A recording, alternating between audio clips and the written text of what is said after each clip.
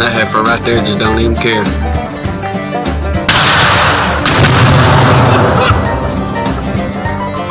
Save yourself now.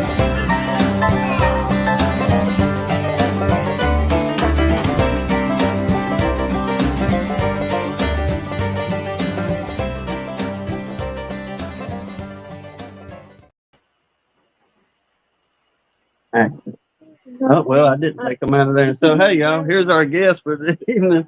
Hey, I told you. Nothing goes as planned. No, I didn't push the right button, but either way, ladies and gentlemen, got Mr. and Miss Rickey Roark here going to join us this evening. So we want to thank you again for coming in, your willingness to do this and fellowship as well.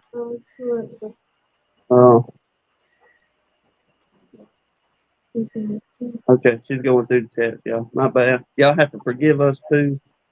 We have been, I guess it's ragweed, allergies, something. I don't know. It's been tearing our tails up the last week or so. So if you hear a bunch of hacking and coughing and clearing the throat, that's where we at this evening. But go through a little bit. Got out in the bees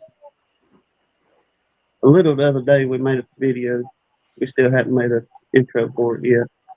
We're gonna get it out sometime.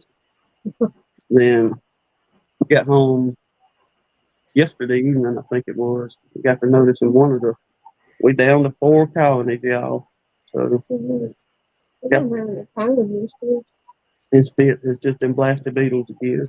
They have slowed down since we upgraded to the peppermint oil, and I threw, I don't know, 20 pounds of grub killer out there to try to take care of them rascals. But noticed one of them was going to try to abscond yesterday evening. Thank goodness they held out until we got up at daybreak this morning. Dragged the old everything bee back out. Got them vacuumed up, snatched all the old, it was beetles in there, blasted larvae, getting everywhere. So took all that mess out, borrowed from Peter to pay Paul, got them cleaned up, and I got tired of waiting on them when it come to trying to get them back into the box. Because I was afraid if I slammed the back down, bumped them out, my queen was going to go in the air, and just didn't want to lose this bunch because they're a sweet, sweet little bunch. Really don't have no fuss out of them. And so I went down there and just opened up if anybody's got one of them old everything bee bags, you know, you got the little trap door down there where your hose goes in. And I got to thinking, I don't want them to go everywhere, I guess, when they come out of here. So I took me a piece of cardboard and I cut me out a little hole just big enough for that little trap door to sit down on top of that colony. And it's kind of funny, we got Rickey here. It's on one of our horizontal hives. And like I said, it was too hot. I went inside about 45 minutes later, come back out. Everybody done mosey right back in there. So, Lord willing, they'll stay. We can keep that bunch. But Hannah's revising the. Okay, I'm sorry. I'm not sure. He's the way more talkative one anyway. So I usually just kind of let him roll with it. She's revising the prayer list, getting all the. I guess everybody lined back out. We'll go through that here in just a second. But okay. Because there's so many being crossed off and added. Can y'all hear her good enough? Does she need to speak up? No, I ain't been looking at the comments here. Oh, I got the echo. Okay, anyway. So we still got Keith Lairmore on here. But he's been improving though. Every time he comes on and gives an update, it seems like he's improving. And then Mark Miller, the same thing. He seems to be improving something. Got really good reports last time anyway with his issues. And then Lee, last time he gave us an update, he had said he was at like 99%. So hopefully he's still on a good way there. And then Hillbilly Earl, everything he's got going on. And then we still got Ed, son of one's wife and father on here. James McNally, Dirt Rooster's dad, Mr. Pat, Hanley's homestead. Look, every time I see him in the chats, he says recovery's going well. He good? Yeah. Good to hear. And then Flower Street Farm, Brian, his family's on here. And Spanky with his migraine. Sawmill Charlie, his son Bunny, Rodney Middleton's mama, and then Bob's friend, he added Jason Cooper. The Maui wildfire victims, Mr. Dan Weaver's family, and then Miss Lisa put her granddaughter on here, and then Bob Walker and his family with the issues his mama has going on. Ed says his daddy has fully recovered from surgery. Thank the Lord. Good deal. Lee. Oh, let me get back here to Lee. Hey, David, we appreciate you coming in too, brother. Cajun. I miss everybody. Good. Lee says, I'm back to 100% physically, still a little off mentally. We can relate. Absolutely. Had a good talk with Lee today. We sat on the phone, chit-chatted for a little bit, trying to get his office ready. And, hey,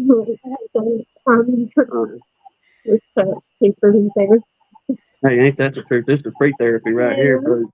You ain't got to pay nothing on this end. But, yeah, old Lee said he was. I'm sorry, did you do? But, for the ones of you that's keeping up with the prayer list and all, we appreciate you. We know. We're the ones on the receiving end of the prayers. Appreciate it. Yes. But, like I said, if there's anybody else y'all want to add in later on, or once again send an email, we'll put them on there. But we are grateful to hear that folks are getting better. And it's the power of prayer, y'all. But without me going into a sermon, because I didn't go to church this morning, we're going to start it off with our brother and sister here, Mr. and Miss Roark. Let that man talk to me. That's it. And I'll hush up for a second. But Rickey, for the folks that may not know you or just kind of go through it again and revise everybody, if you don't mind, what got you into beekeeping and we'll mosey on to what got you into horizontal beekeeping. Okay. Well, this is my beautiful wife, Ruth, and without her, nothing's really works around the farm without a good wife. And she's been really good to me and supports me greatly. And, I got with one of my buddies, and he had some bees, and we got into messing with them. And I come home one day and I told my wife, I says, man, I really want to keep some bees on the farm. We got a farm. You got to have some bees, right? She said, well, honey, whatever you want to do. She says, they hurt. And I was like, yeah, okay. So I got to doing some research about what kind of beekeeping I wanted to do. And I got on YouTube, and I ended up watching Randy the Dirt Rooster's videos. And man, he made things look so easy. And I'm like, yeah, I really want to do that. And I'm like, look, I kept telling my wife, I said, them bees go horizontal in some of these floors and in some of these rafters. And so I started researching horizontal hives, and really couldn't find nobody on the market building any. And I told my wife, I said, I'm going to build my beehive, and I'm going to put it in my building so that nobody can really get stung. And so I built my first horizontal hive, and I did put it in my building. It's about 15 feet up off the ground. And man, I loved it. Gosh, I thought, man, this is great. You know, I can just lift the lid up, and I can take out what I want. And I said, but now I've got to figure out a way to use the same principles I used in my building, but I want to need to put them outside. So we was at work, and I started coming up with some ideals of different designs, and I got up with my uncle, who's a real good carpenter. He does used to do a lot of cabinets and some other stuff, and I got up with him, and I said, "Here's what I want." And he just shook his head like, "Dude, what are you doing?" So we worked on them, and I come up with 3 different designs, and then just happened to be watching some more YouTube videos, and coming across Cayman Reynolds, and he said he was going to hold a bee conference, and I said, well, hey, I said, I've got these 3 really interesting horizontal designs. I said, would you mind if I brought them down? He said, no, come on, bring them on down. So I brought them down there. I got to meet Randy at the first Hive Life conference, and got a lot of good feedback on the hives. And ever since that point, we have not stopped making horizontal hives, and so we've basically been making them for about 3 years now. And that's kind of how we fell down that rabbit hole. Sounds like a pretty good one to fall down there. We kind of did the same thing. Started off with the dirt rooster. Yep. One of the first ones started watching, and what really got us on it was there were some bees that was at the church house, and it was one of them. We got to get them, Right. Yeah, that was a completely one-sided thought for a while. Yeah, seems like, well, here we go with another wild idea, a rabbit chase kind of thing. But it didn't take me long to follow him down that rabbit hole. But we went down and we visited with Dirt Rooster for a little bit one evening, and got quite a bit of info from him on things. And we got home, and we got our church bees here, and kind of fast forward a little bit. We're going to be on the horizontals this evening. We had a deacon from church. He departed the day after Christmas this past year. Wonderful man. But about a year after we got into them, I kind of did like you. Man, let me check out these horizontals and see what we can do with them. And took the plans, Brother Joe. Long story short, he called us up there one evening, had no idea. And he had built us 2 horizontals. We can put 310 frames in each one, or you got your dividers and all that stuff, make it big as you want to type thing. But he built us 2 beautiful cedar and cypress horizontal hives, and brought them on home, and we've enjoyed them. absolutely. It's like anything else. You got your pros and cons with it, but Absolutely. I really have to say that I probably lean a little bit more toward my horizontal as far as being easier to work with, I reckon. Yeah. I think that's most people. They, it's the ease of working inside the hive. If you've got a bad back like I do, or like Lee does, so it definitely helps you out. I mean, my wife is able to go and for me building the hive, she does a lot of the beekeeping aspect of it. So she does almost as much as I do now. And so she's able to get in those hives really easy, not have to pick those heavy boxes up. But there's some disadvantages. If you're a commercial beekeeper, that's definitely probably not the way you want to go, because you just can't really move the horizontals around. When they're in place, they're stuck in that area. But if you're just looking for something off to the side to have a little bit of fun with, yeah, they are perfect. Yeah. 100% agree with that. And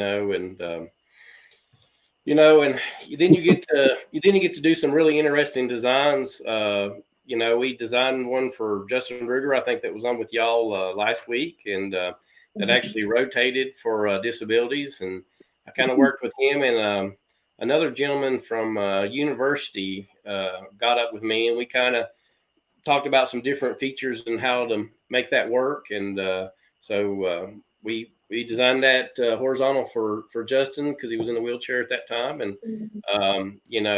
it's been really good for him. Works really well. And with beekeeping, and my wife can say, she can agree with this, is we want to see everybody be able to keep bees.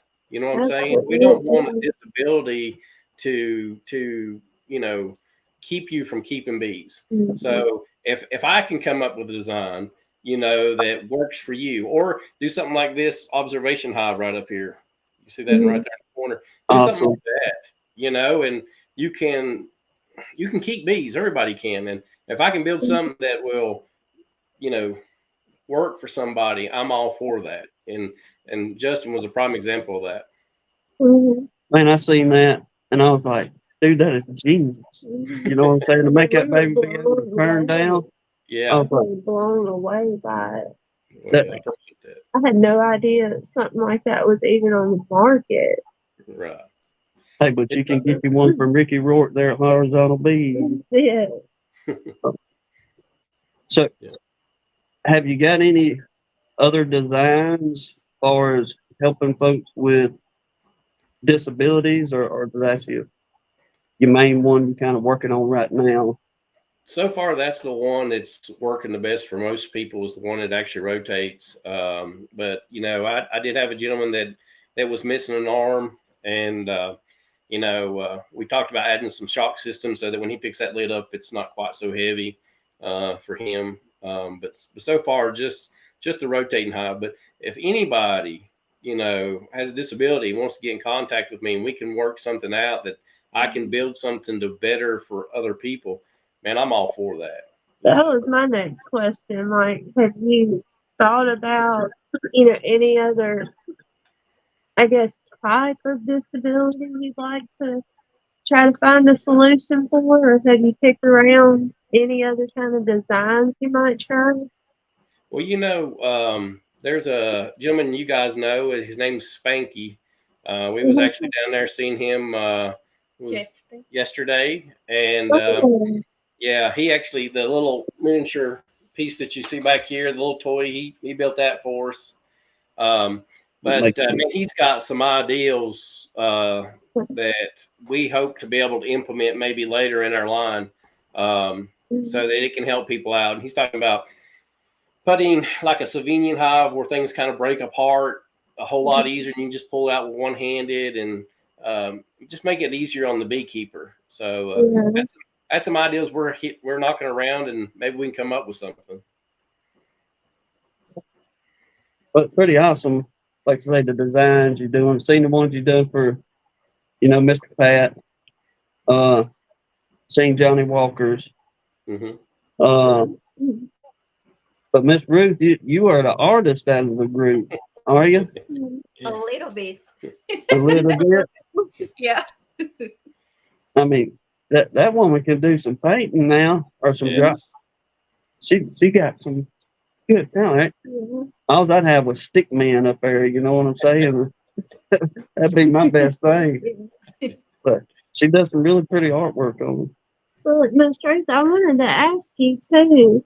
He said you do most of the beekeeping end of it. So, and that we heard about you having the allergic reaction when y'all were down at Lee's. Mm-hmm. But do you have to wear a full suit, or? I don't want to, but I have. So you do. I have to wear a full suit, and even though I wear the suit, I still got bee stung. Yeah. She's been stung twice since that, and we had some guests coming over about 2 weeks ago. 2 weeks ago. About 2 weeks ago, and she was getting her certification for the state. For her, she's a certified beekeeper now, and Oh, Yeah, I'm proud of her. Absolutely proud of her. congratulations. Yes, ma'am. Thank you. Yeah. So, and she had gotten stung on the shoulder, Mm-hmm. and she came in, and we had guests, and she didn't want to take a Benadryl pill, and it was a little bit later on that afternoon she got bad, and we had to give her an EpiPen shot. So, Oh man. yeah. So you definitely got the full blown allergy. Yeah. Yeah, you gotta be careful. Like Yeah. for real. It's nothing to play with, which I'm sure you know. Yeah. She just doesn't like to wear a bee suit. She never has worn one. She gets out there. She doesn't mind to get stung, but you're Mm-hmm. right. She's got to be careful. So. Well, Yeah. I think it's the line disease that I have. I think it intensifies the bee stung.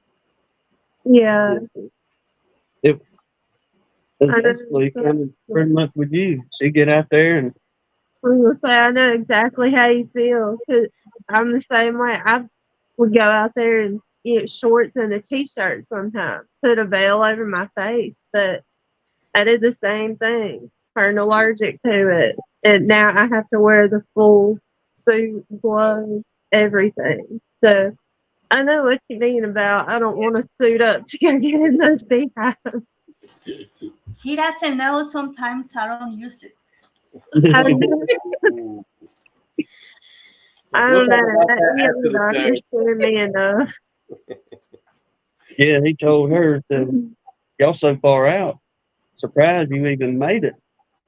We're like, I'm just like, I'm not taking any more chances with it. I swallow it and just suit up to go out there, but Yeah.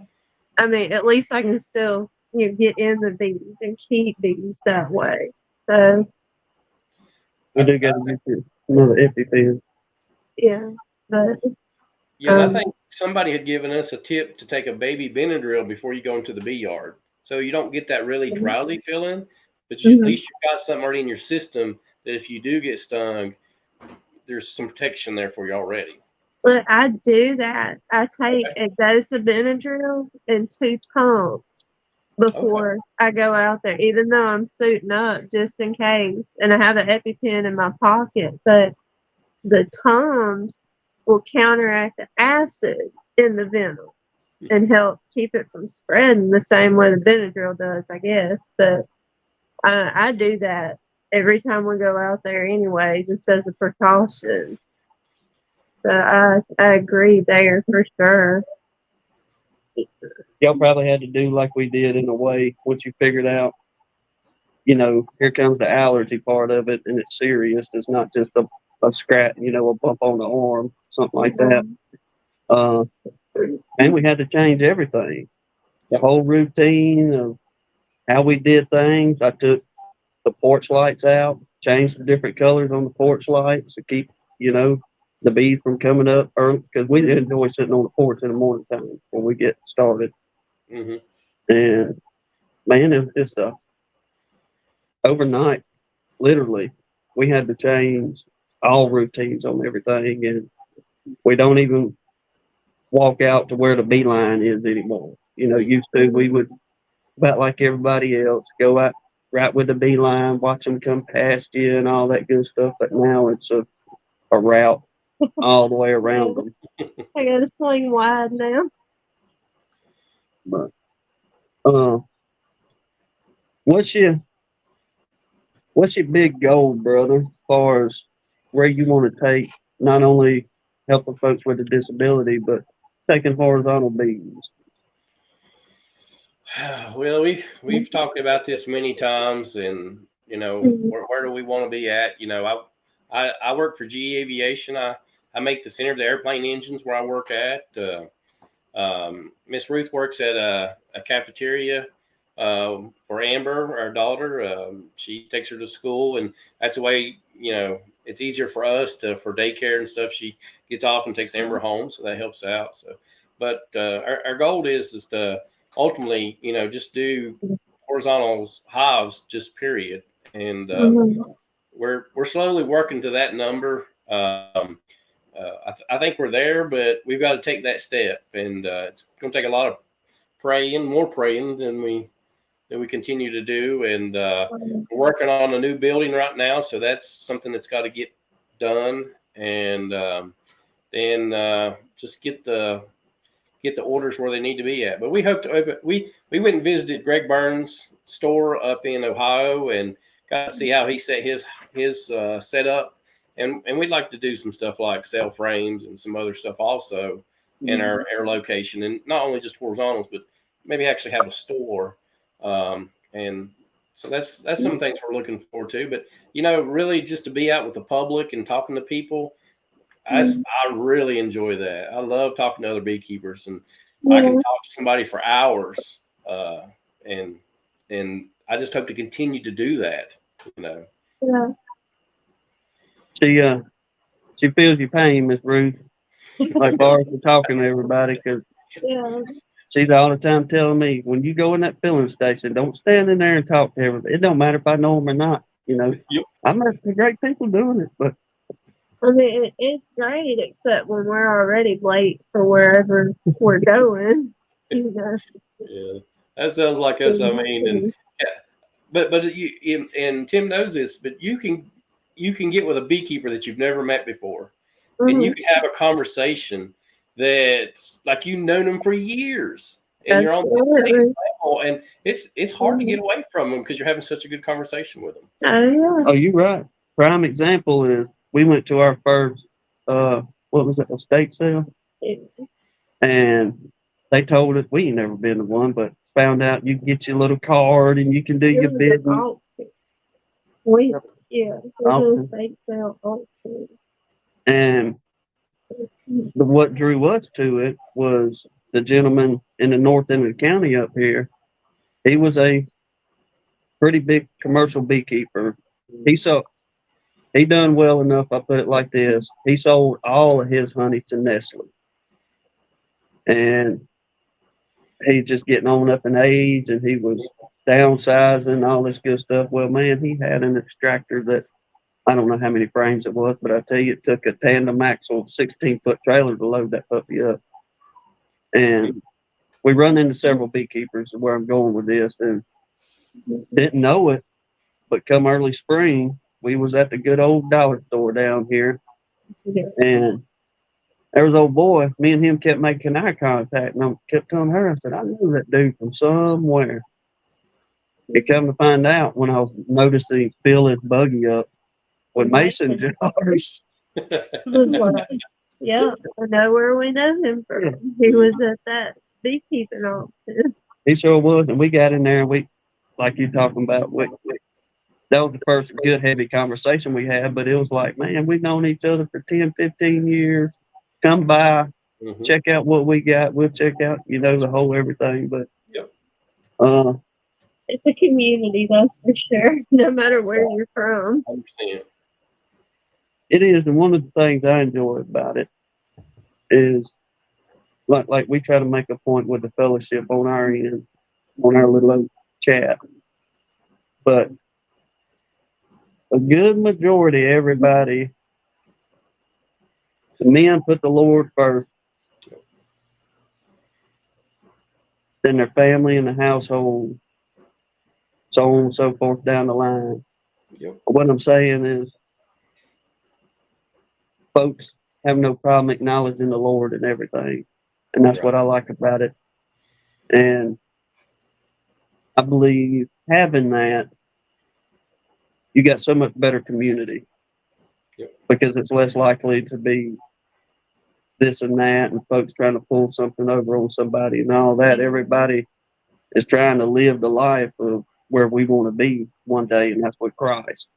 And that's one of the big, I guess, selling points of being in these chats with folks and things like that. That's just real big here in our house. Yeah, like I say, Ricky, I'm watching yours with Justin, and you was acknowledging the Lord, loved your wife, talked about your family, all those things were first, and I was like, I don't even know the dude, but he seems to be a good old boy, if you know what I'm saying, with no disrespect. But What you got a question there? Yeah. I'm sorry. Remember, We got a question here, Ricky. Okay. David. Ricky, do you or can you make observation hives?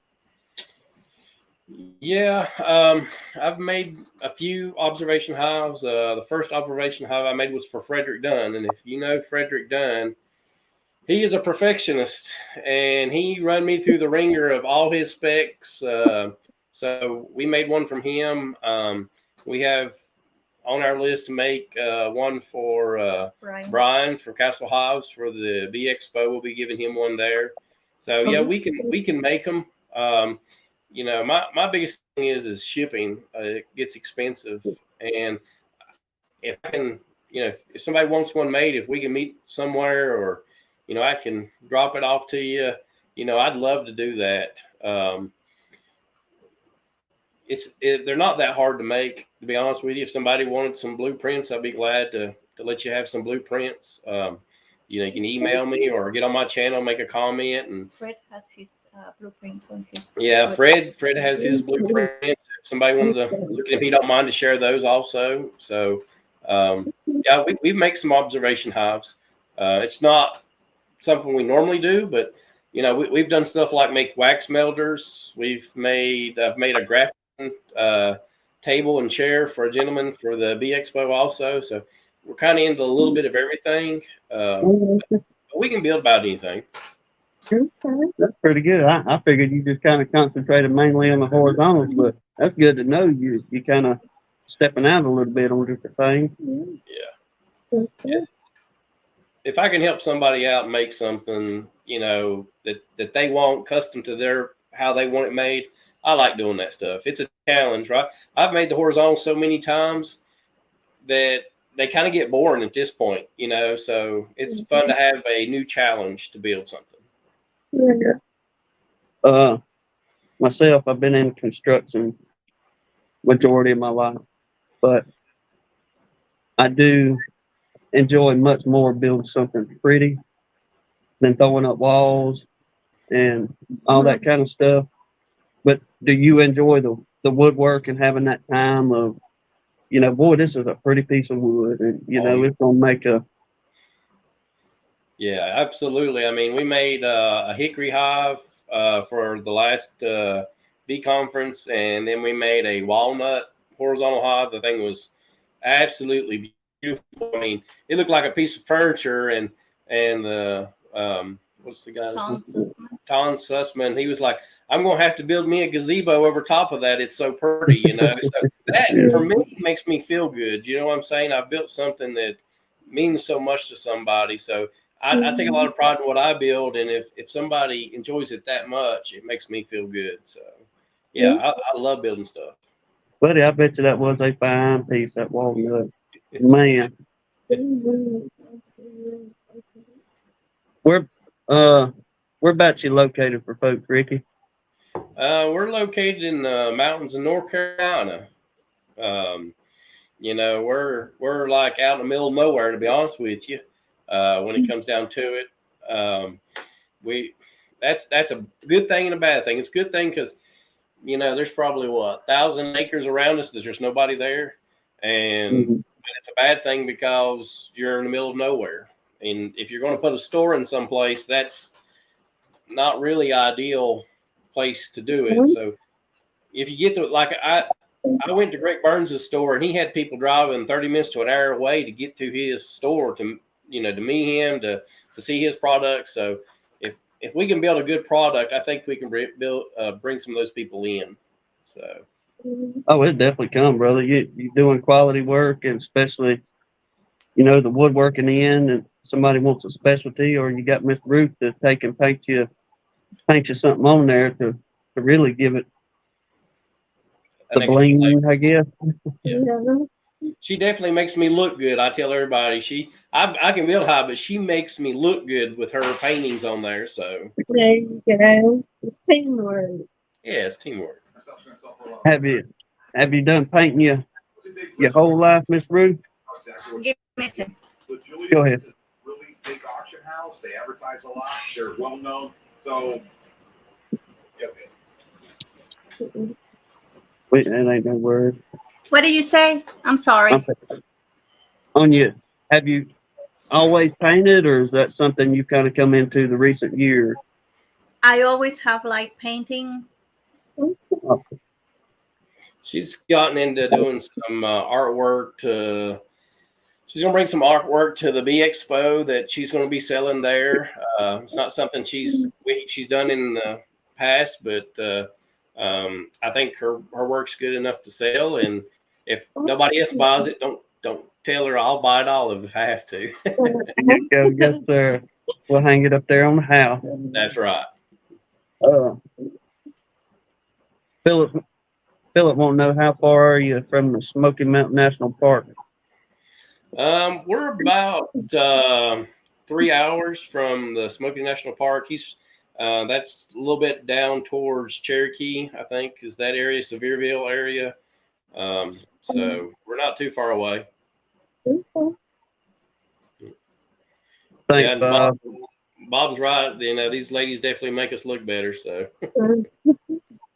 Hey, ain't that true? Yes, sir. Well, hey, y'all are always prettier.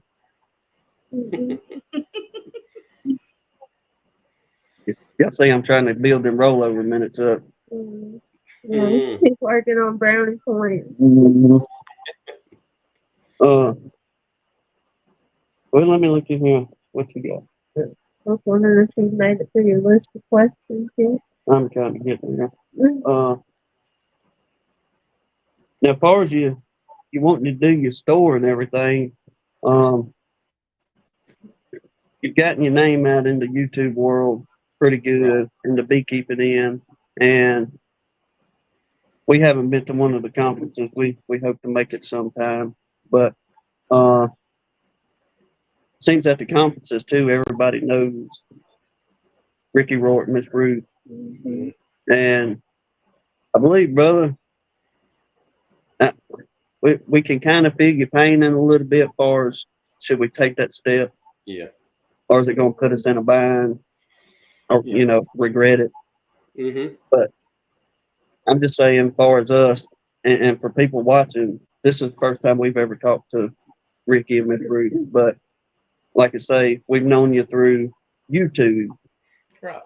and brother, I think you'll have a pretty good shot of taking and doing your store. Well, And A lot of people already recommend your work.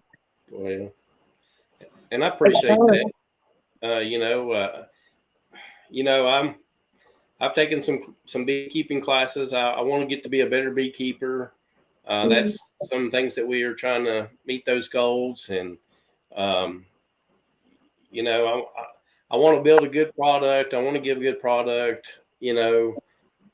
But it hurts, like with Amber, my daughter. A lot of times, I'm losing time away from her, and that's my biggest drawback of doing a store. But I hope to get there. And I appreciate what y'all are saying, and I also want to, if you don't mind, I'm going to give a discount. So anybody that's on Gunline Bees and they're a subscriber to your channel, I'll give $150 off a horizontal hive.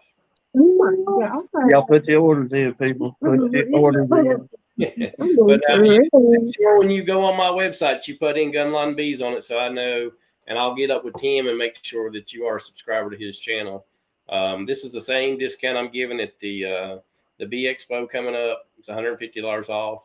But my regular website right now runs without that discount on it, so that will only be for you folks. I appreciate you. I appreciate what you stand for. Great people. And the bee community is that way. It's a connection. We all seem to connect and work good together. And if I can help anybody out, I will. If there's something you want, we'll try to help out. That is awesome. Yes, it is.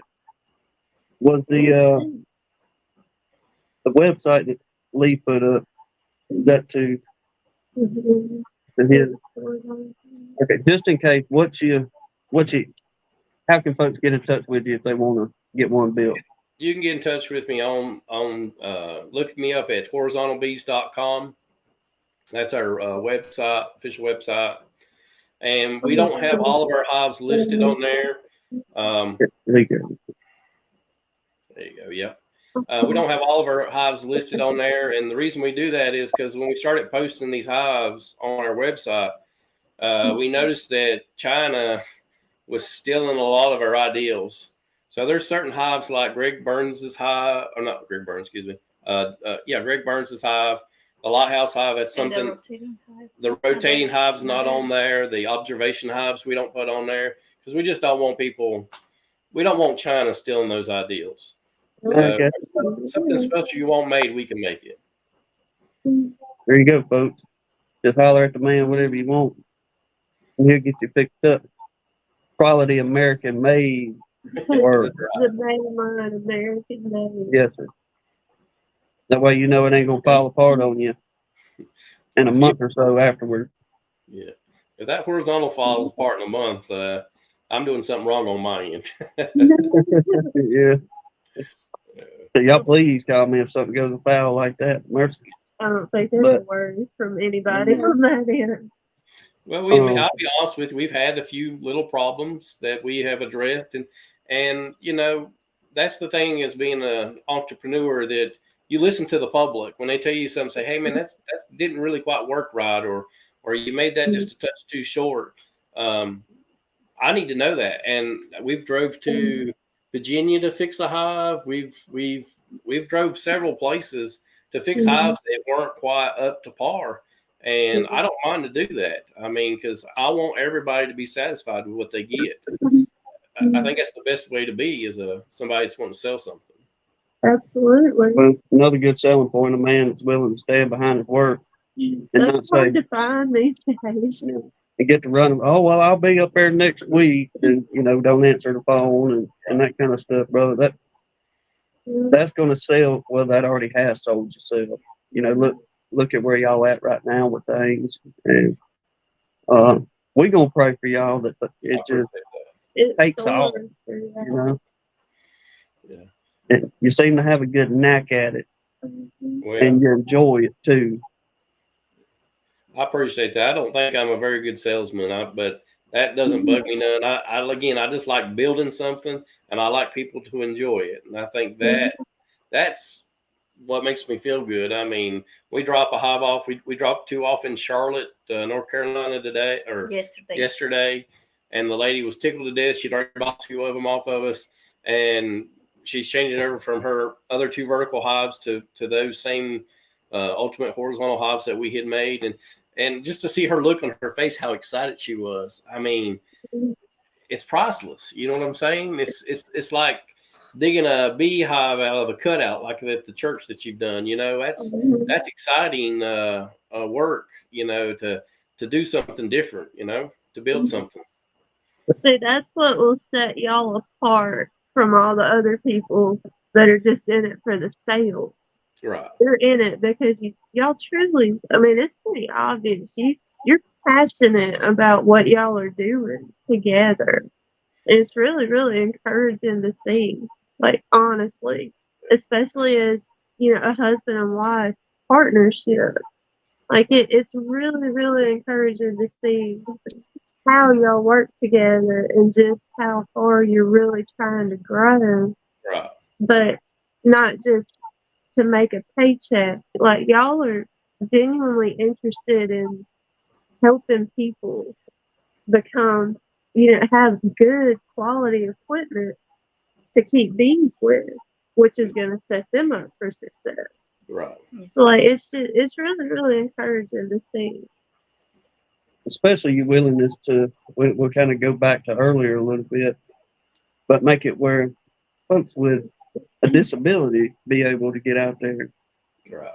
You know, pull the frame out like we've talked to old Justin. Said, brother, you know, way that old horizontal kicks down like that, it looks like that you have very little stress on your neck and your shoulders, reaching up there and getting your hives, your frames and taking them out. And you don't have to worry about those extra stressors and pains on top of what you're already dealing with. You can sit out there and enjoy yourself. Yep. You know, that's the whole point of doing a lot of this. I totally 100% get the point of making some cash and, you know, building your yard, using that money to grow and things like that. Absolutely. But helping folks is another thing. That's right. 100%. Um, I do have to say, like that, the whole everything to do with how y'all work with Justin was just incredible. Yeah. But like you were just talking about, you all you really need is to see that look on somebody's face. Yep. And the look on his face when he was telling us about that hive, and that I can go out there and work my bees and not even be in mega pain. Right. I was like, oh my gosh. I even went back and watched it on replay just to see that expression. it was true emotion. There wasn't nothing behind that or fake about it. The man was genuinely happy that y'all put something together for him. Yeah. Then everybody knows how it is the first moment you get your bees. Your first bees, you'll never forget. That's right. And being able to take them rascals out of that nuke, set them into whichever hive you wanted, you know, but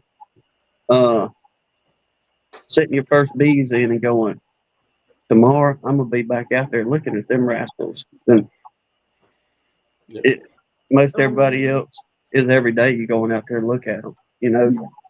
But I probably worried mine that she's got pictures of me. I look like a little 5-year-old. I didn't know she was taking pictures this day, but I have a collection of these pictures. Man, I would just go sit at the entrance. Just sit down there. Yep. And study them rascals coming in and out, you know, do the pollen and, you know, everything else. And it was mind blowing. Yep. Sitting there watching them. But I hope we never lose that aspect of it. Absolutely. Well, I think, Tim, that's why I went down the rabbit hole and put that observation hive here in my house. Because I sat here and I watched the bees, and I'm so interested in what are they doing. And, you know, 2 hours before it rains, I can watch the bees running into that hive. I know it's going to rain because the bees already know it's going to rain. Yeah. You know, I see stuff like, you know, when they leave they exit this hive here, and it may just be this observation hive, but they crawl up the back wall and they fly over to this glass and they walk down the glass. So they kind of go counterclockwise coming out of the hive so they don't jam up the other bees coming inside. So, you know, as beekeepers, we just, I want to see everything. I want to know everything about it. And it makes me a better builder because I'm watching these guys. I want to know, is that entrance on that hive, is that too big? You know, we're doing cutouts right now, and I'm seeing holes like 2 inches, and it's got these monster hives behind it. And, you know, it was my entrance on my horizontal right. You see what I'm saying? That's things to study and become a better beekeeper, a better builder. So it's exciting to go out like you have, Tim, and watch those bees and see them. Make y'all bigger so we can kind of see that puppy back there behind you a little bit. Yeah, we put that in about 3 months ago, and it's really done well. That's pretty, man. I'd love to be able to just sit in the living room and go, "What y'all doing over there?" Yeah. And you just building everything out of plexiglass or Luan, or I built that out of plexiglass, and it did pretty good. Again, you know, it's something new, and we did come in. We had some temperatures of about 100, getting close to 100 degrees up here in the mountains, which is very unusual. And the plexiglass actually it bowed right there. And we came in, we had about 100 bees inside the house. So the real talk about her getting her second sting is she was helping me clean up, and she stepped up on one of the bees on her foot and got stung. So yeah, that was not fun coming home. And we had bee poop on the wall, so we had to repaint the wall. So yeah, so I do make mistakes. I can admit it, but I didn't expect that plexiglass to bow like that, you know, so it surprised me. So, Row, we got a problem here. Yes, we did. Yes, sir. I come in and the neighbor says, "Daddy, there's bees all in the living room." I'm like, I don't know how that can happen. I've sealed everything up really good, and sure enough, the living room's full of bees. So, And it was a little. yeah, it was just a teeny tiny hole. I mean, it couldn't have been a 3/8 inch round hole that they got out of, but it pulled far enough apart that allowed them to do that. So, You know, them little rascals, though, if there's a way, they gonna do it. you know it. They're going to find that hole, and they're going to go right through it. So, Yeah. I kind of had a little incident this morning, and I didn't know I'd done this. uh-oh. But them bees that was trying to abscond, I brought them in for a little bit inside the vac. Well, I took and set them in the bathroom tub in there.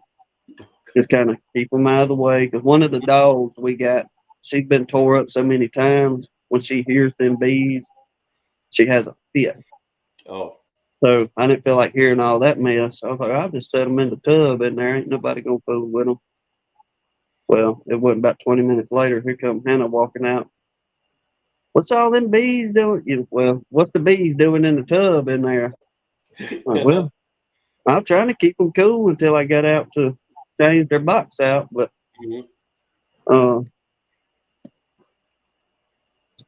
it's been a fun ride, I will say, in this little adventure.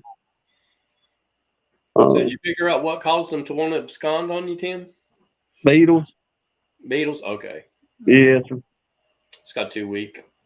Yes, sir. They, man, I don't. It's just been a poor year down here this year.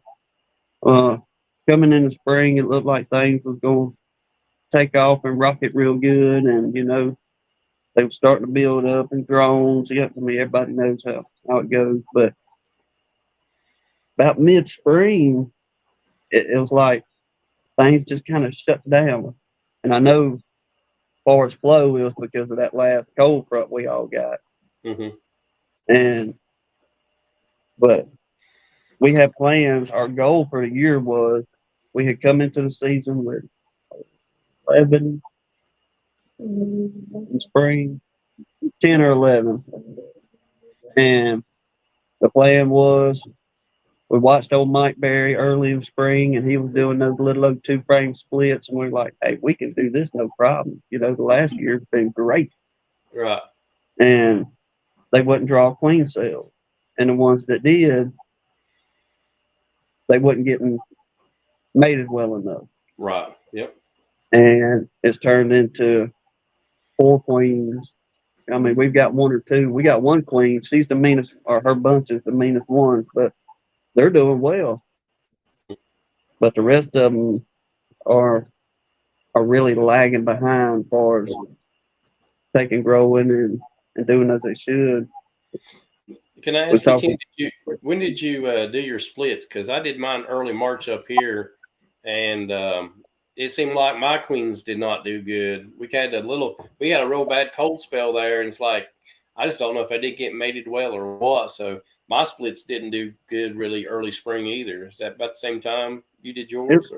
Yes, sir. It was about the same time there. Cause we went out for Valentine's, and we done a little video on Valentine's Day. And to our surprise, one of the colonies had a big, beautiful queen cell built out, capped and everything. We was like, it's only Valentine. What are y'all doing? You're right. And we took her, did a little 2-frame split, and we still got her. We call her Valentine. And she's the only one that done or performed any kind of way. The rest of them, they just would not take and draw queen cells. And it wasn't too long after that we got to see, and oh boy, the flow ain't what it usually is. Usually we're fighting honeybound and all this type stuff already, and it did not perform at all. But for us,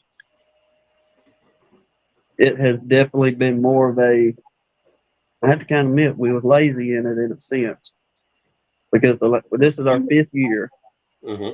Well, 1 through 4 were great. Yeah.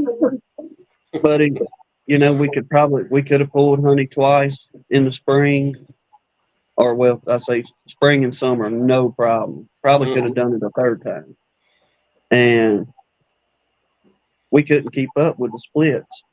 I mean, we had queen cell after queen cell, and that's what we got our little 4-man incubator, and we was hatching queens out of that thing. Mm-hmm. And we had went into this year the same way. Here we go. It's time. They're fixing to start building, and no, sir. It was a kick in the gut. Best way I can explain it. So how many hives you guys up to now? 4. Down to 4. Down to 4?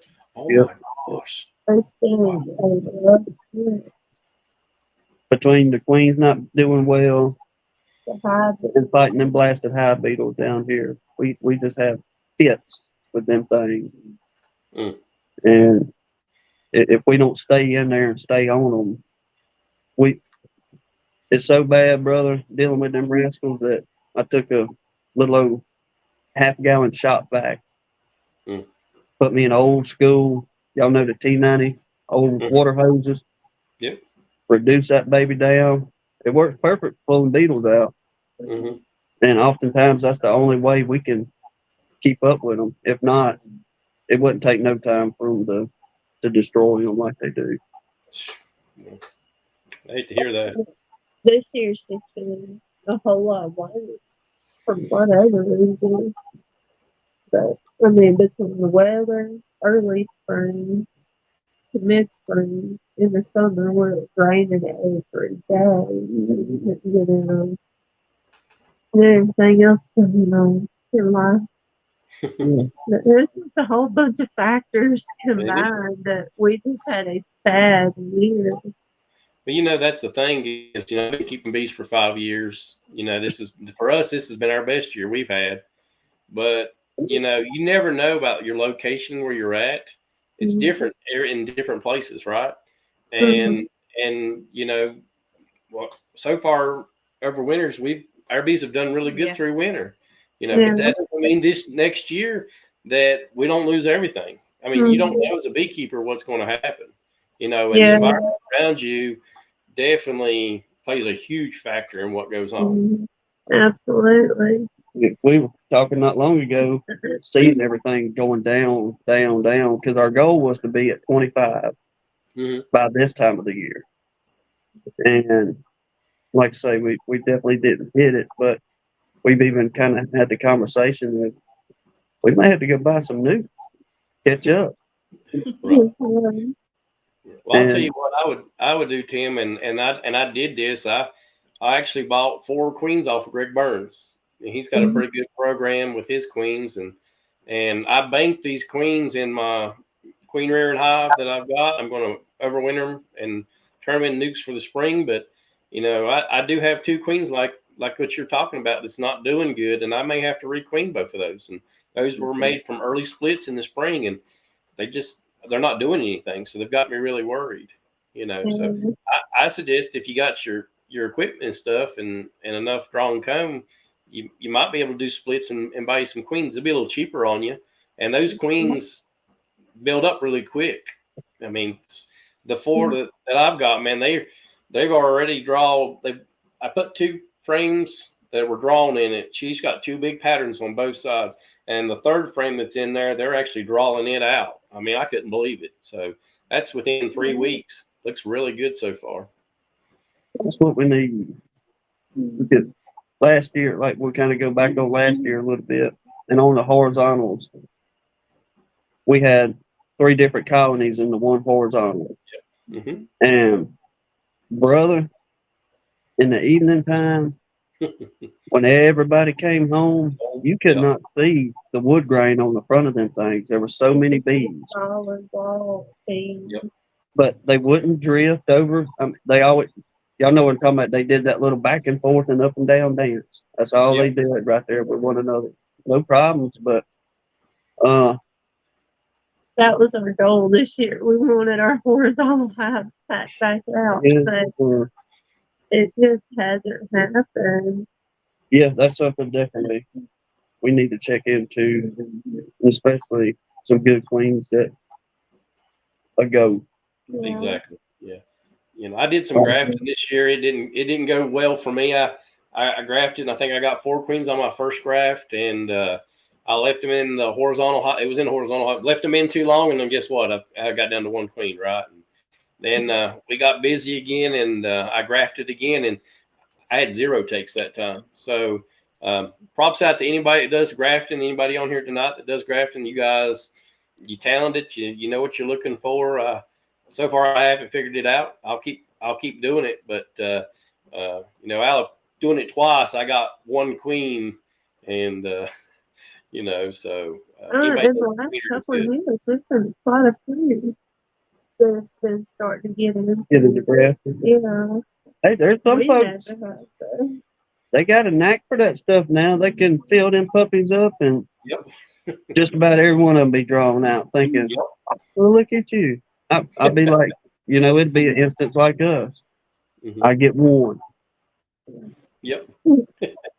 Yeah. I was happy with 4 the first time. I come in life, I was like, look, I got 4 queens on this frame, and I'm so tickled, And she's like, did you check those queens yet? I'm like, no, I ain't checked them yet. And I said, by my calendar, I've got 5 more days, and I didn't take into consideration that they had, been in egg form for 3 days, right? So I was off I was off by 3 days, and when I went down there, I ended up with 1 queen. So, Well, but I mean, she's a good queen.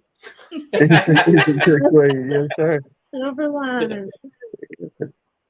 But, well, brother, if you all right with it, we're going to open up the chat. Anybody wants to come in and y'all want to speak with Ricky and Miss Ruth, and if you got any questions for them, y'all please put them in the comments or come on in and y'all show them some love so I can get these buttons pushed right.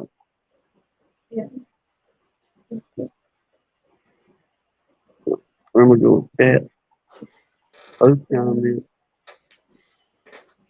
Wait for it. There you go. Okay. Where's the go button? Nope. Yeah. Okay. There we go.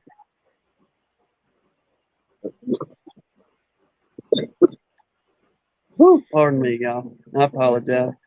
You can see. I doubt we're the only one fighting this mess. Now we were going down a friend of ours' road, and they live down a pig trail that pretty much every time we have to lock it in 4-wheel drive to get up this hill. And seen some goldenrod on the side of the road. It's not quite blooming yet, but then I seen some ragweed. I was like, That's funny. this is the culprit right here. Mm-hmm. And it seems I'm gonna pull the old man card on this. The older I get, it seems the worse these allergies and everything else is getting. Sometimes. I mean, even as a kid coming up, I didn't have no allergies or any kind of fits during a pollen run on stuff, but Yeah, I guess when I got in my 20s, or about 25, I was fine, and then all of a sudden, allergies, and I went down to Sevierville, Tennessee over the weekend, and there was some smog down there. I don't know what I hit, but I believed it was ragweed, and it set me off. I was teary-eyed and all stopped up, and come home and have to take a Benadryl pill and some Claritin, and it's rough as you get older. I don't understand it. The honey helps, but we still get allergies. It's rough. Mm-hmm. Dan, I've been pulling on my honey, brother. That's something I have been doing every night. I've been taking me a big old gulp of that stuff, and it does have me resting a little bit better, but it sure feels good on the doggone sore throat and chest from all that hacking. Yeah. Oh, no, it's weird. It's like I know it's something blooming out around our house because, like, we're working in town right now, and it's like 45-minute drive south of us where we go, and throughout the day my head will clear. Like the congestion will get better. I won't be sneezing as much. And then we get back home that evening and it's flared right back up. Like, man, there's something blooming like in our yard. It's really messing with me. Well, we about like y'all too. We up in the sticks as well, and it they don't cut nothing on the side of the highways, which a lot of the things that we become in the beekeeping world, I kind of hate it watching them cutting some stuff down, thinking them bees could have had that. Yeah.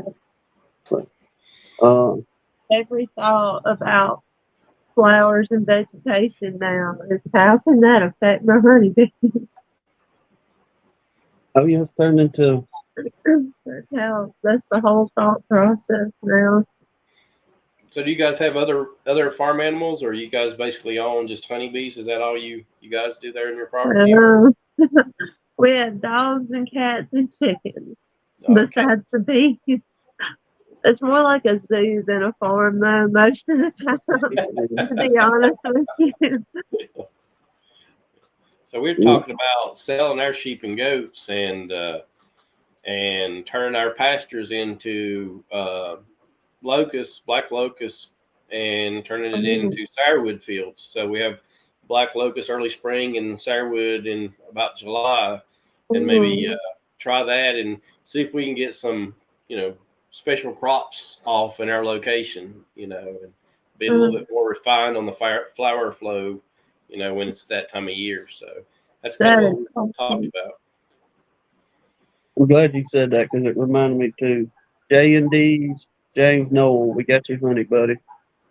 And appreciate you on that end. Well, Mr. Donnie is excited about the taste testing coming up on that end. And I know some of y'all others have got it coming in, so we're checking the mailbox every day. Now, on that note, Labor Day weekend, we're not going to do a live for Sunday. We'll be at the church house. We have a big Labor Day thing from Saturday until Monday. So, y'all, we're gonna have some good preaching, and I can't miss that. I enjoy listening to some of them old time preachers get up there and beat on that pulpit. But, it's always a good time. Oh, it is. Everybody get together, have a good dinner, listen to the preacher, then go back there and get your belly full and go back home. And usually we back up there pretty early the next day, keep things going along because they'll do 3 or 4 different services. What you got here? The dirt rooster left you a comment. I don't know. Can y'all read the chat? Do what? Can y'all see the comments and stuff? I haven't been. I've been just kind of glancing down at the phone a little bit to see what people are saying. See, Dirt Rooster, the Roark family are the only ones I know who will purposely put bees in their soffit. Got me wanting to go get tools out of the truck and get busy. Yeah. Well, at least it's not at the chimney. Yeah, at least it's not a chimney. Hey, man, that's easy access right there for you. I mean, that's an easy cutout for you there, brother. It's not even a challenge. Hey, that man knows what to do. Go ahead and get your tools, Randy. Get started. Then when Miss Elizabeth asks, "What are you doing?" Just tell her you're gonna love this. Yeah. Yeah. Randy's a really good guy. I mean, and you guys know that you've been down to see him and everything. He's a special individual. I've talked to him off and on. He's very helpful. Just a down to earth person. He's not got a big head like a lot of YouTubers can get that way sometimes. And yes, he's a very patient person. Yeah, very with patient. all the questions we pummeled at him through text message or call him or anything. He's helped us out a lot. Yeah, he's just a great all around person, and you know, it's something that you know. And his wife too. Oh, Elizabeth's great. She's unreal. I mean, I talked to her several times at the conference and stuff. But you know, when I first met Randy, my wife went and got a hat from him, and I was so embarrassed. I'm like, I don't want to bother this guy. I don't want to mess with him, you know, and I don't want him thinking I'm some, you know, Stalker. Stalker. And so she went and got the hat for me, and she brought him over there to talk to me. And, you know, I told him I was a big fan. I said, you know, you're the reason I got into beekeeping. And he said, I'm sorry. I'm sorry. I'm sorry. Oh my God. Yeah, he's great. He knew what he got you into. Yep.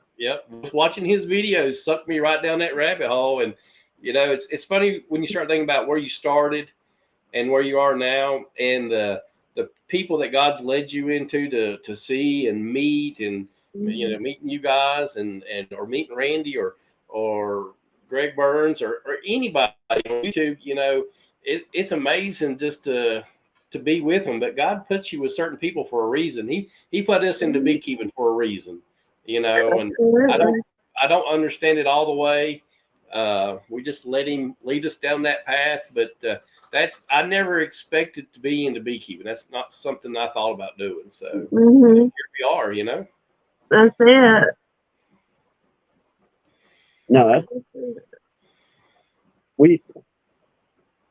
it wasn't even a thought in our mind, I guess, to do any kind of beekeeping. We was first responders for, well, both of us, we got combined 30 years.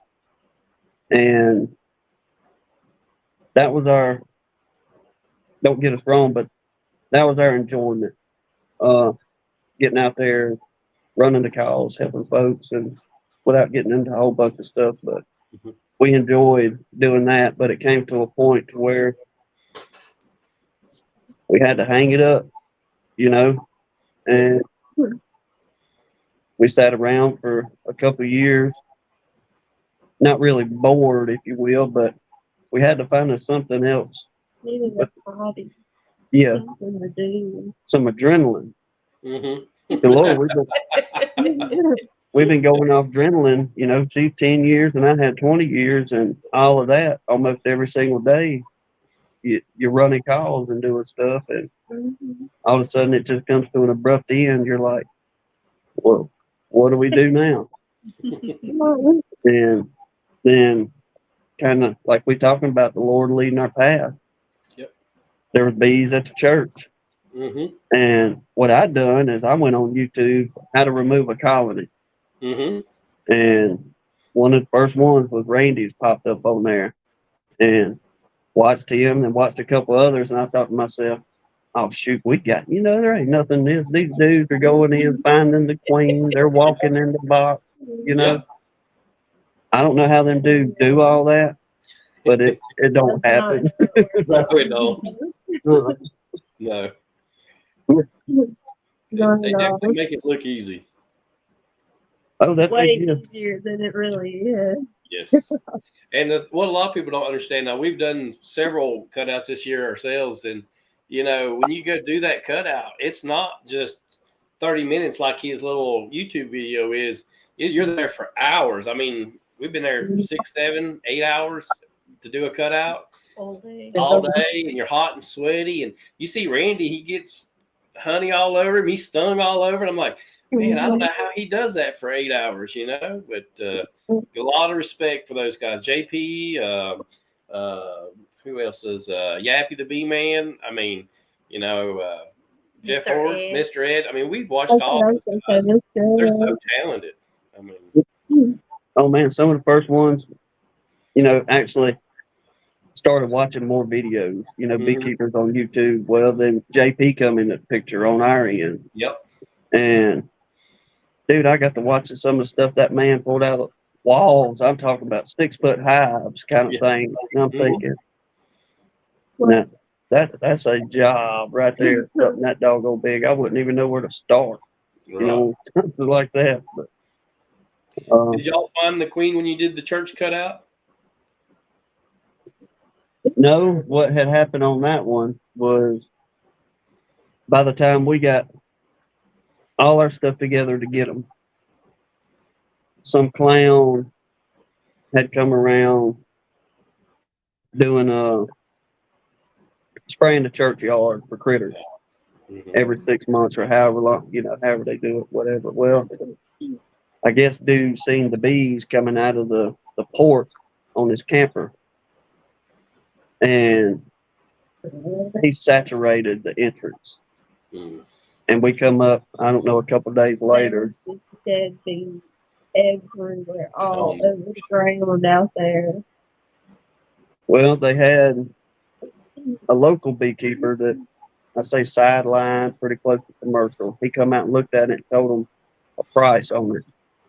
And the old fella that had the camper said, nah, I ain't got that much to put into it, and we'll just let it go, what have you. So when I finally got my stuff together, 3 or 4 days later, I took a homemade box and I set at that entrance. And every evening, it was basically, them little metal mint tins. They ain't very big. They little bitty old mint tins. Yep. But we fill it up with honey. Coming home from work, we had no idea the bees would take it down in 30 seconds. We were thinking we're feeding them all day. Right. Optimism. Oh, it was big time. We thought we were doing something good. Well, the big time beekeeper seen our box sitting there, and he told the preacher man, said, I don't know whose box that is, but them bees ain't ever going to go in that box. And that was Tim's challenge. Oh, okay, I got you. Oh yeah, so we left it, and it wasn't. I don't know, a week or so later, they jumped out of there, out of that camper, and went straight into that doggone box, and we brought them on home. But they did good for a couple of years. She finally got built back up, and she did wonderful. But beetles got into them too. What? That's it, Lee. Yes, sir. Challenge accepted.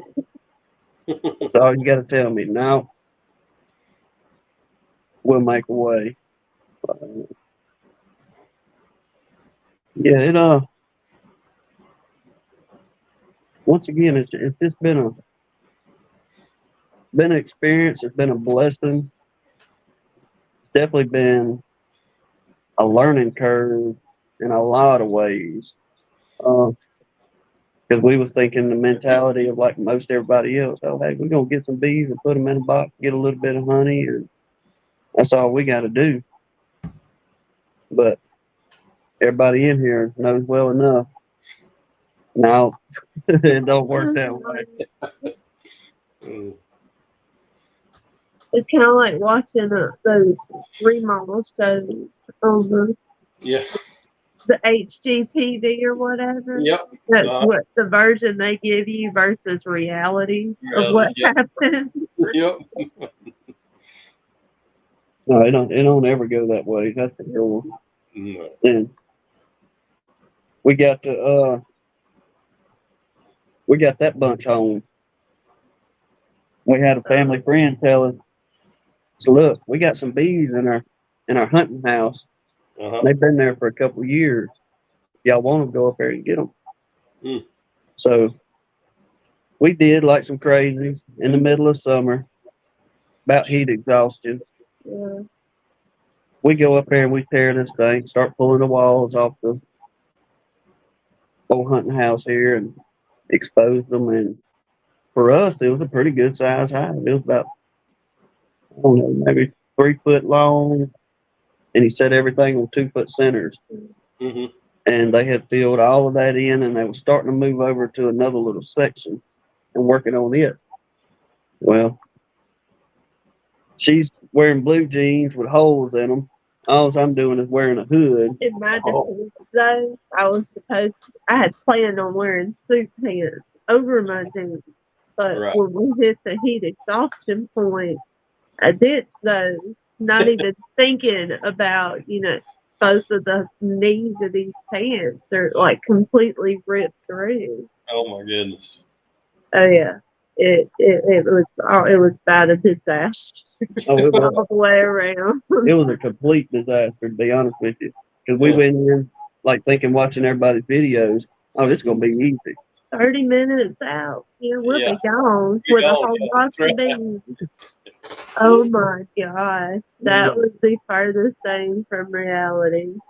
I pulled that little piece of plywood sheathing off, and when I did, there was a big old piece of comb attached to it. Mm-hmm. Well, you know what happened? It Yep. falls off. Yep. And all I told her real quick, don't move. You know, Please. But I still ended up with my britches full of bees. I mean, they swarmed my jeans. tore her tail up. Yeah, they did. I mean, it was that. I just thank God I wasn't allergic to them at Tell me that that. point. We battled that stuff, and we put comb in bags. And it took us 2 days to get them bees out of the hunting house. Mm. Well, I brought my 8-foot ladder, set me a 10 frame deep on top of that baby because everybody was clustered outside when we came back the next morning. Mm-hmm. Was like, well, according to the videos, you got a little bit of brood, they'll mosey right on in. Mm-hmm. No, Not for us, though. she was on the backside with a smoker blowing Uh-huh. smoke through that tough rib metal roofing, and we finally got them pushed out to the box. Then once they started coming to the box, maybe 10 minutes. Well, they were going pretty good, but he decided we'll stop and take a water break. Oh. I asked him, should we put the lid on this? Oh, we're just going to stop for a minute. It'll be fine. Mm. So like, okay. Yeah, they'll keep walking in. We're still in dreamland here. No, we didn't get halfway through that bottle of water, and I looked up. I was like, baby, they're gone. Oh, it was just a steady stream of bees going straight up. They lit like 40 feet up a pine tree out there. It was sickening after we had worked for 2 days trying to get this colony of bees just to watch them fly away. We sure did. We tucked our tails and went on to the house. We got a little honey out of it, but Right. told the fella, said, the bees are out of your hunting house. We learned a lot Right. on what not to do. Yeah. How to be colony on that run. I mean, we got a first class lesson on what you do not do. Cutting these out. That's But, when we started. Go ahead, Rick. True, if you think about like where I first started beekeeping, when I first started to where I am now, I do things totally different, and I've learned from all those mistakes, tons of mistakes all the way through. And, I'm like you guys, I've done it for 5 years now, right? And I find out that I still don't know nothing about beekeeping. I mean, you do, but you're not nothing. Yeah. So you are right. I sit down and I'll get into I'm not much of a reader, but time to time I'll get into an article or, somebody does a study and things like that. And you get in reading some of that stuff and you're going, I had no idea them rascals done that mess. Or, it's amazing how they build themselves with the wax glands. Then they take and kind of round them out, if you will, whenever they get inside. The hot bees and things like that to bind that wax. Yep. And I thought to myself, well, look at y'all. Y'all do have a pretty good system going on. Mm-hmm. You thought they did. Oh, yeah. But it's just, we're constantly trying to figure out what they're doing and how they do it. Yeah. And it's channels like y'all's that you have and Bob and Lee and Greg and Brian and Bruce, that's a good education. I mean, you guys got some good experience and so does everybody else. And you're willing to pass that along. And that's important. YouTube is a good tool, to learn and your channel, is going to help so many new beekeepers out. And I'll turn on to the other channels and I'll learn something, just by listening like, wow, I didn't know that. You know, somebody's seen something else that somebody hasn't noticed. You know what I'm saying? Like, wow, that makes perfect sense. You know, so there's so much to learn, and you think you get there, but I don't know if you can really ever get there. There's always going to be something different. You know. No, it'll be a constant learning experience. I imagine if you sat down and talked to beekeepers, and if they're truthful Mm-hmm. about their experience in it, that they probably say the same thing. Like, hey, bro, I'm still picking up on some stuff. Right. 100%.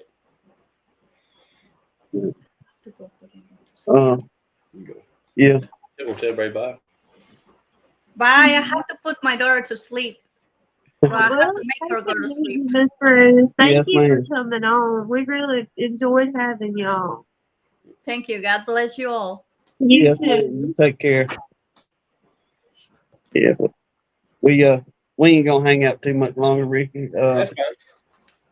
We gonna about like We'll see everybody you else. soon. Tomorrow's Monday. Yeah. Start over. And for the one, what's Lee doing? He told Lisa, I'm just taking care of Jasper until Lee can come pick him up. He's tried to pop in here a couple times. We had to put him behind down. Oh. Yeah. He likes looking at that camera. He knows that. Well, we got somebody knocking on the door. Come on. Hello. Yeah. What do you say, Philip? Hey, how y'all doing? Hey, Ricky. How's it going, brother? Going good. Yeah, y'all got me to.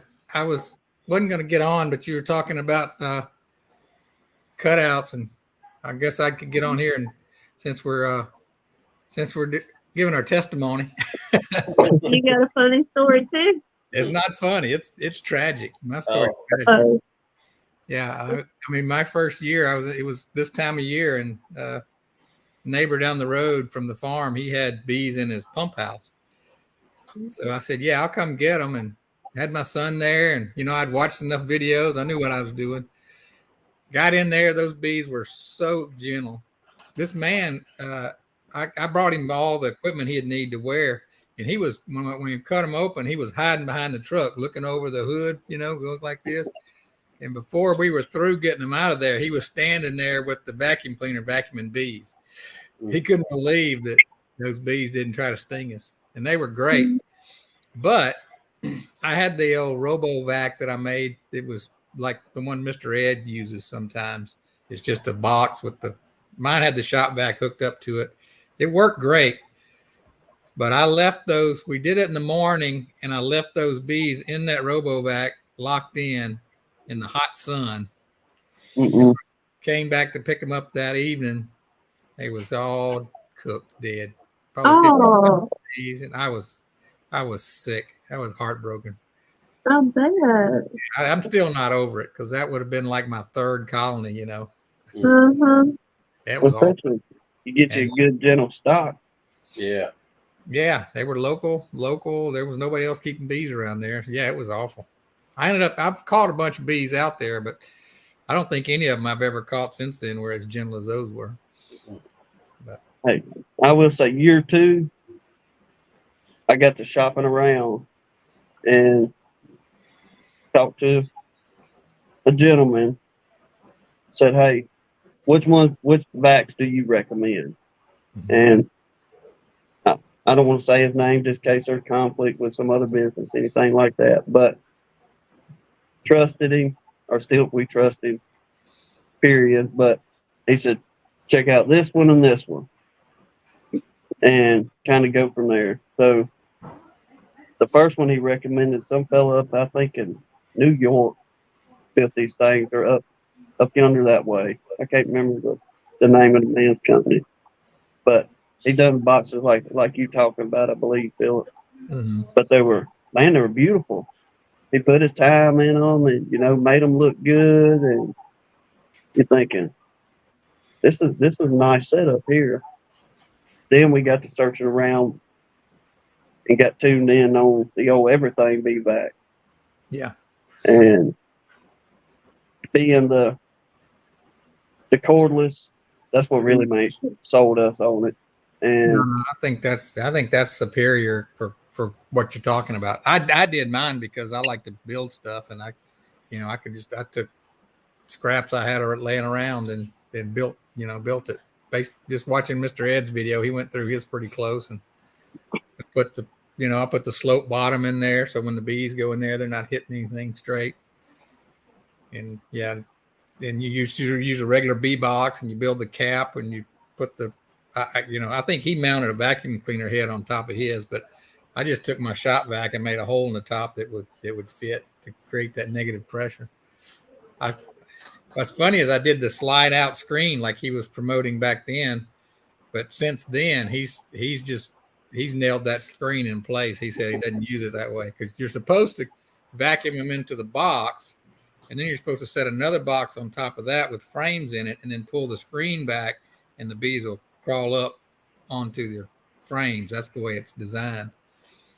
But because like the everything bee vac, where they're just in a bucket and you just dump them in a hive, even Mr. Ed says even when he uses his, he just vacuums into the bottom and then goes and dumps them into a box. He doesn't worry about that. Because keeping that screen in place is kind of the hardest part of it. But I've only used mine 2 or 3 times. I don't do many cutouts. Have you ever used it, Philip, for like a swarm or something? Have you just gone and vacuumed up a swarm with that same system? Does that work for you? I hadn't, but that probably would work. Yeah, I did a wall or something. It works pretty good. One of my first colonies was an old washing machine that somebody had thrown out and bees had moved into it. Mm-hmm. And it was like a ravine where people had dumped a bunch of old appliances and stuff.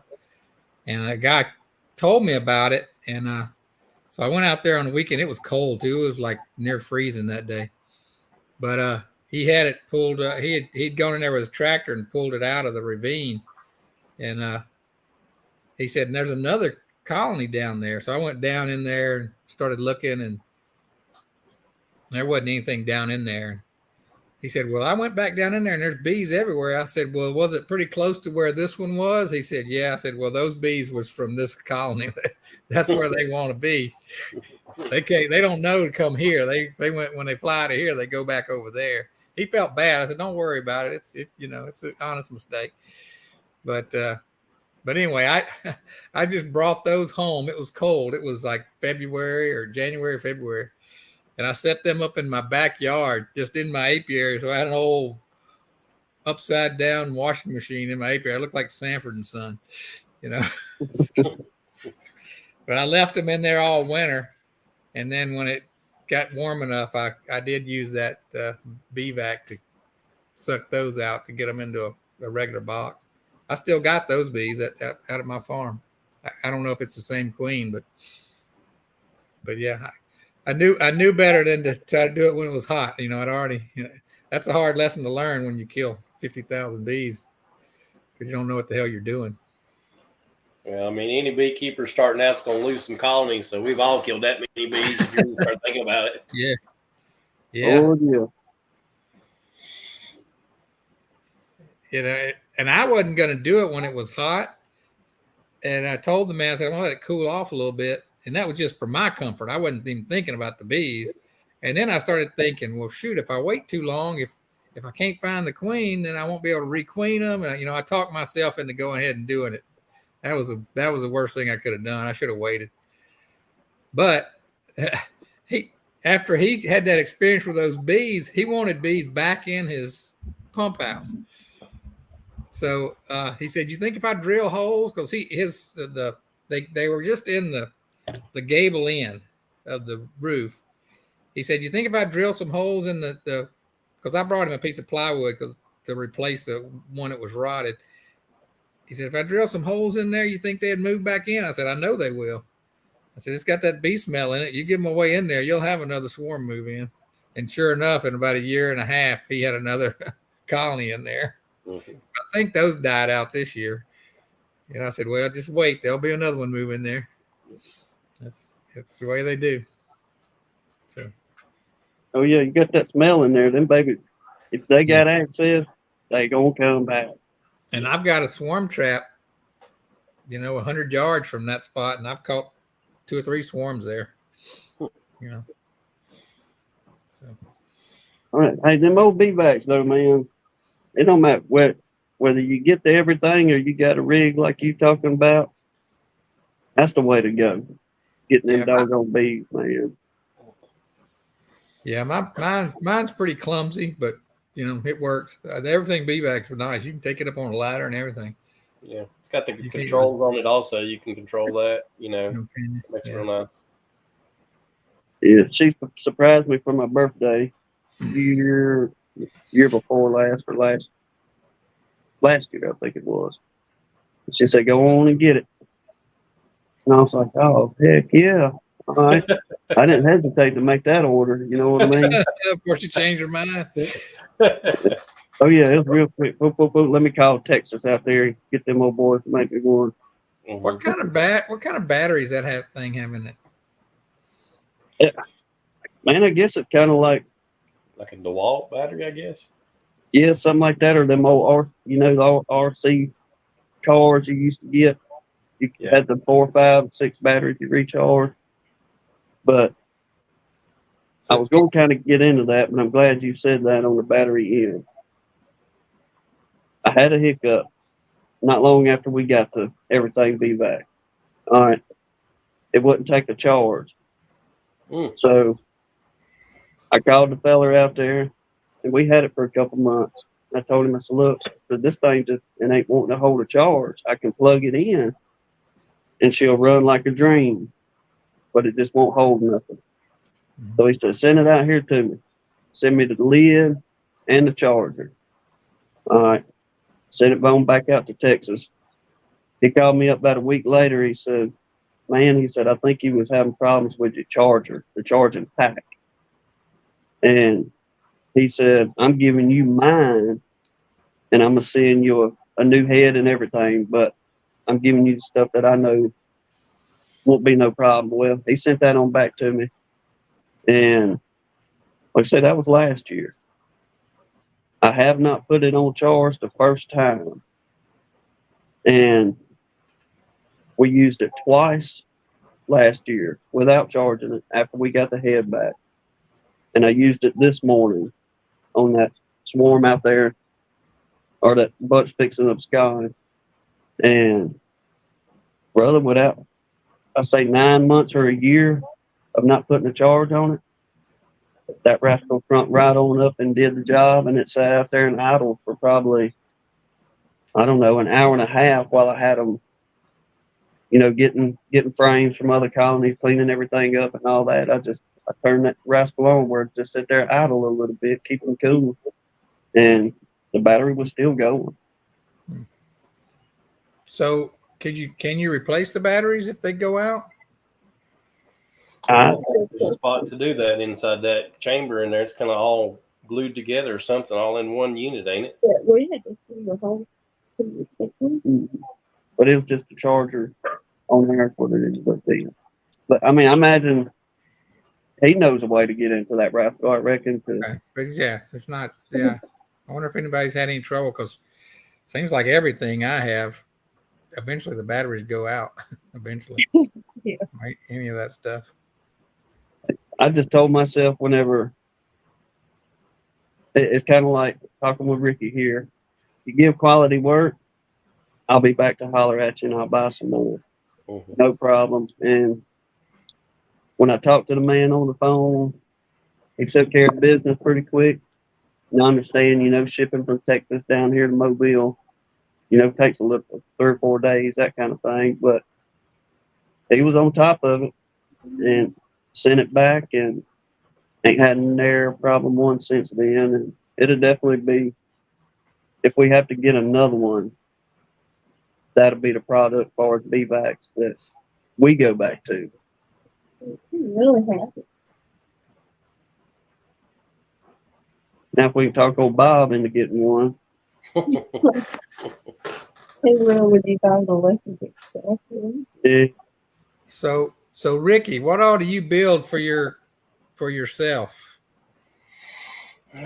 Well, I built a lance hive. I've built a top bar. I've I've got all the regular models out in the my little girl.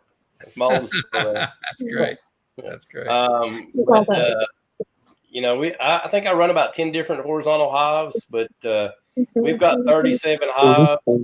So, I can't build everything for myself and everybody else. So I have a lot of vertical hives. We do some fostering programs with people that have never kept bees before. And we put our bees on their property for a year and kind of help them a little bit, train them a little bit. And then if they want to keep those bees, we'll take a split and give that to somebody else. So,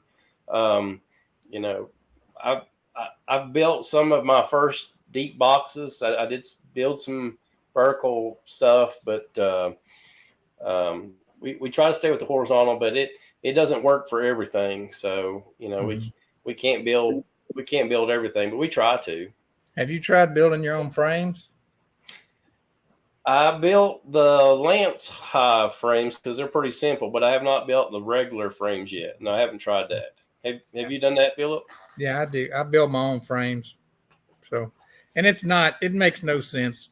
You don't save any money, but I just enjoy doing it. Yeah. So, yeah.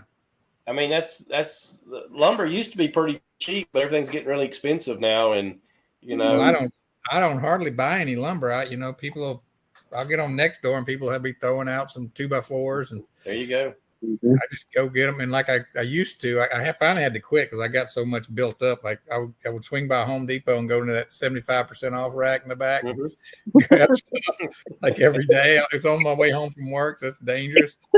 So I've got a pile of stuff out there. I could build 1,000 frames and never even look back. So, and a lot of it, people are just throw out stuff. Right. And I would just go pick it up. Matter of fact, a buddy sent me a picture of something in his alley. And he's like, "You want this?" And I was like, "Yeah, but I don't have anywhere to put it."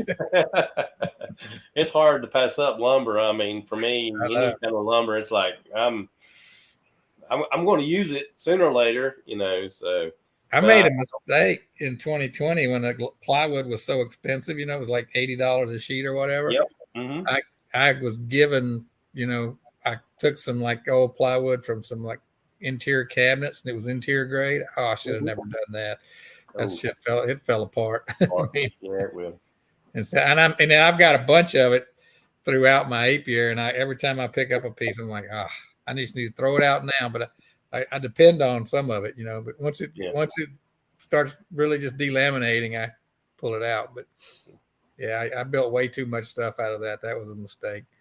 I thought, if I can get a couple years out of it, well, a couple of years goes by pretty fast. I know when COVID hit, they had some plyboard had got up to about $80 here, and using 3/4 inch plyboard, and I come through Lowe's and they had some stuff that they'd use for like cement board or something, and they had it on sale for $25 a sheet, and I ended up buying 3 skids of plyboard just because it was so expensive at that time. And I wish I had just bought a ton of it because it was better than the regular plyboard that I was buying. So, but anytime you can come across a good deal or someone's giving free wood away, I'm there for it. Yeah, I caught some at Home Depot like 30 when it got down to like $33 a sheet after it had been to 80. Yeah, and I bought 10 sheets of it then, but then it went back up to like 45 or so. But it's been back down to about that here lately. So, but hey, it's one of them throw it in the truck, fellas. I'll use it sometime or another. Yeah. I wish I had just a big shed somewhere I could just stockpile that kind of stuff. It's going to go back up, Yeah, Ricky, do you have somebody close by that does milling work and use some good old rough cut? Absolutely. I was getting some wood out of Tennessee. Did a little bit of that. And then I've got another guy that's a local guy, and he cuts some lumber for me. The only problem with those sawmill guys is my time frame of getting lumber is totally different from their time frame of delivering the wood. And that definitely causes the conflicts. But things with the horizontals, what people don't really understand is you don't have to build a horizontal out of white pine, yellow pine. You can go maple. You can do hickory. You can. I mean, that hive is stable. It's going to sit in that same spot, so you can really use some of the hardwoods from the sawmill lumber, and you could make it a regular 2-inch box instead of 1.5 inches. I mean, you can really play with it getting mill lumber. Just remember that you need to give it time to dry out. If they can kiln it for you, that's great. If they don't, you need to leave. I'd at least put it in dry area for about a year and let it shrink down. But sawmill lumber is the way to go if you can get it. Oh yes, sir. Like you say, get into them different woods. Man, you talk about some beautiful wood grain. Oh man, yeah. And especially if you put a urethane, or we are real big on marine varnish. Yep. And buddy, you talk about if you enjoy this kind of stuff, and if you do, then you know what I'm saying. Whenever you put that finish on that joker, and you start getting that shine out of it, and you start them wood grain coming out, thinking, boy, that's some pretty stuff right there. Yes, sir. Yes, sir. And it if you use that Marina clear coat, that stuff lasts a long time. I mean, I put that on a couple of hives about 3 years ago, and it still looks good. So that Marina paint is definitely the way to go. Yeah. It won't yellow on you like the urethane. The urethane over time will get that yellow look to it. But that marine varnish, it'll hold that good, clear, pretty look, and it'll take a beating. And it's made for the elements. I mean, it's a marine varnish. Exactly. So you ain't got to worry about the rain and everything else getting on there, the little dings and pings, and worrying about creating an exposure later on. But yes, sir, it can make some pretty stuff. We were talking to Lee about doing his office boxes there, and pretty much be the same thing. He said he's going to throw him a satin on that stuff, and what did he say? He going American? No. I don't want to say it yet. He had a vote on it. Everybody vote if you wanted it plain or American walnut, what you thought. But I thought putting that American walnut stain on there is going to be pretty. Then putting, your finish on top of that. But it's going to be a fine setup. Yeah. I had to quit watching those videos on those portable sawmills because I was this close to going and buying one. Yeah. And I don't even have decent trees that I could work with, but I look at that and I'm like Bob looking at the new trucks out there when I see stuff. That's exactly what I was thinking. It's like, what is your justification? You'll grow a tree to be able to cut it down and use your mill. And I've got some big on my place. I got some big, beautiful mesquite trees. I mean, 30-inch diameters. It takes them 150 years. Oh, to get wow. But I'm not cutting those down. That's I use them when they die of old age and fall to the ground. Then I'll use them. Yeah, before that, I'm not cutting those things down. Yeah. If I ever got one of them rascals, and like I say, I'd love to have one myself. I've already eyeballed a piece of wood, well logged. That rascal is stuck in the bank of a river we go to all the time. I got an old cypress. Yeah. I ain't no getting that out short of dynamite. You ain't digging that tree out of that room. Hey, you just give Tim a challenge, so now he's going to challenge accepted. I like blowing stuff up too, so hey, we can do that. This is not our property you're talking about. Just make sure y'all video that, please video. Yeah, y'all want proof, don't you? We sure do. Man, y'all. Oh my God.